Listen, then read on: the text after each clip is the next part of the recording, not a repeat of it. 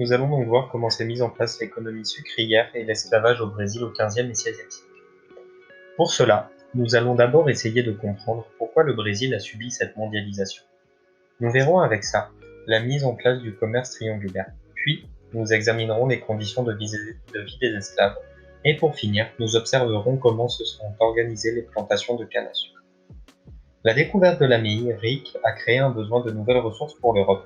Il a alors fallu beaucoup de main-d'œuvre, et comme les populations indigènes, mayas et aztèques ont été tuées, les Européens ont compensé ce manque avec les populations africaines. Ils les ont enlevés de leurs villages pour les emmener travailler en Amérique. Par la suite, les Européens récupèrent ces ressources pour les revendre en Europe. Ainsi s'est créé le commerce triangulaire.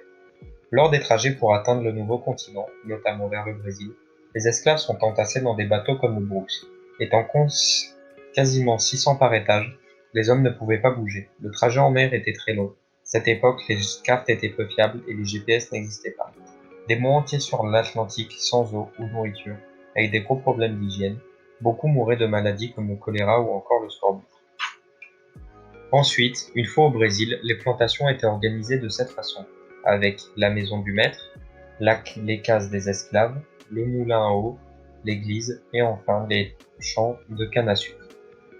Voilà, merci de votre attention.